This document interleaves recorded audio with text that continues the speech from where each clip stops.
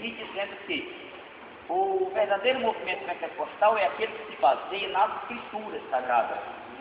E a escritura sagrada, ela não tem limite. O poder de Deus não tem limite. É bem verdade que Deus não vai derramar o seu poder sem controle na vida do crente, isso não vai matar o crente, né? Deus derrama. E eu dizia ali para o irmão, não derrama um gole d'água. E veja quem é que consegue derramar água, e veja quem é que consegue. Não dá não, se espalha e pronto. E ela vai até um certo limite. Mas na hora que está derramando, não dá, tem que segurar não. E derramamento do Espírito Santo na vida do crente é dessa forma. Deus derrama. Na terça-feira passada, está aqui mais, né? Tá? Pois é, isso está aí. O cara está o exemplo, ó. Quando é o derramamento do Espírito Santo. Na terça-feira passada, uma ritada do meu lado ali, e eu fiquei lá preocupado. Jesus, o que é isso? Isso é só o derramamento de Deus. Porque na primeira vez que ele veio aqui, ele entrou no céu, correu a igreja, chegou bem aqui, literalmente ele tem uma tarinha. E sabe o que é tarinha? Ele mergulhou no chão cheio de cimento aqui e ficou rolando. Eu tinha visto que é isso na vida desse homem. É um movimento pentecostal na vida dele. Aquele ano tempo passado que só Jesus poderia mudar. Hoje nós devemos respeitar e buscar esse mover em nossas vidas. Porque só Deus vai fazer isso. E na terça, ele ali de joelho do meu lado, depois que já tinha se abraçado com o Clodói não aguentou. Jesus, eu vou contar no chão. Coisa linda de Deus. Tem gente que não gosta disso, né? E aí ele anda de joelho, passou o bico do sapato no chão com a força e chega chiou. Aí eu vi Jesus, acabou com o sapato do homem.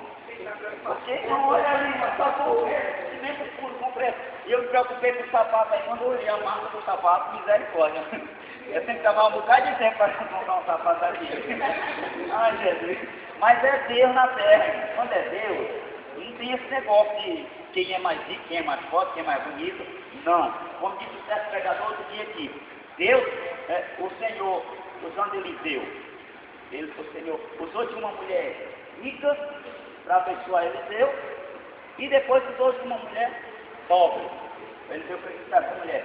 Deus é Deus do gordo, do magro, do rico, do pobre, do branco, do negro. Ele faz o seu mover na vida daquele que quer receber, na vida daquele que crê.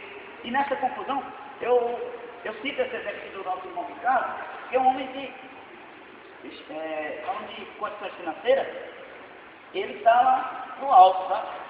Mas ele não olha para isso. O mover de Deus é tão grande que ele não vê isso. E na quarta-feira nós estávamos lá na casa de oração, e ele dizia assim, irmão, lá na casa de oração Nova da Mangueira, ele chama aqui de casa de oração. Lá na casa de oração Nova da Mangueira, Deus me encheu de uma forma tal que tem um dos sapatos que eu mais gosto, aí eu também não conheço seu amigo. Um dos sapatos que eu mais gosto, e é caro. Quando Jesus está de joelho, não de joelho aí, na minha presença. E os sapatos tiraram no chão, raspou o bico do sapato todinho. Ele disse, mas o Senhor me abençoou e eu não estou nem aí para sapatear, às vezes dá dinheiro, eu compro outro. É dessa forma. Então, o que ele viu, eu vi. Não dá para limitar. Então, e alguém diz assim, mas isso foi? Que mover é esse? Alguém foi curado? Alguém foi batizado? Na hora que ele estava alguém aumentou a fé de alguém? Não é, ali é Deus tratando com ele, individualmente. Se vai tocar, mover, mudar a vida de alguém, é outra situação, mas a princípio é isso, mover de Deus na vida de cada crente individualmente falando. Porque estavam quase 120 crentes orando, e eles foram abençoados de forma tal que compararam eles a pessoas embriagadas. Como é que um bêbado anda, né? Todo pregador que cita isso, ele pergunta, como é que um bêbado anda? Se é que consegue andar. Então, desta forma, aconteceu com os irmãos. Individualmente falando, foi uma obra grandiosa na vida deles, que tinha um passado muito ruim.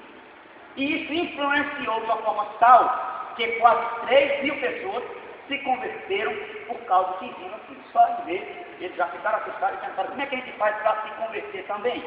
Para receber esse negócio também. Não é pagando, pois teve um próprio. Como é o nome do rapaz? Ele quis comprar. É Lima.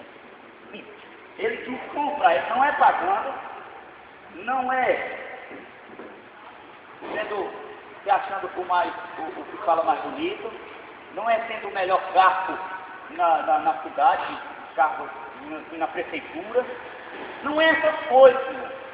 Como o pastor deu muita ênfase na palavra pureza, é na questão da pureza da fé, é questão de buscar com sinceridade. E esse movimento, quando chegou no Brasil, através desses dois irmãos, dois missionários que levaram da Suécia, eles foram para os Estados Unidos e não tinham dinheiro para vir, mas tinha revelação, tinha chamada. Deus usou. Um dia lá na oração que ele estava, Deus usou de uma irmã e deu a eles embrulhado assim a quantidade de dinheiro necessária só para chegar no Brasil. Deus puro na terra, né? Então, e eles vieram, chegaram no Pará, foram para a Igreja Batista. Por que eu cito a Igreja Batista? Porque a Igreja Batista, como nós bem conhecemos, são irmãos, são crentes, porém, a Igreja Batista mais tradicional estão fechados, eles não creem, não aderiram a esse movimento que nasceu lá no dia de Pentecostes. Este mover espiritual dos dons, do batismo. E de forma que, quando eles chegaram lá na Igreja Batista, pois eles eram batistas, começaram a falar línguas estranhas, profetizar, dar a mão na cabeça de crente, pregar recado, e aquelas coisas todas. Os pastores lá no Pará, da Igreja Batista, disseram, não, aqui não. Aqui nós não aceitamos isso, a doutrina aqui é essa. Nós não aceitamos. E expulsaram literalmente eles, como Jesus foi expulso da sinagoga. Eles então saíram, não cederam à vontade do homem nem do diabo, abriram uma igreja e colocaram o nome Assembleia de Deus. Aí pronto, não teve mais quem parar. Já vai fazer 100 anos e continua ainda nascendo criança. Né? Continua ainda gente, nem criança, debaixo dessa grandiosa unção.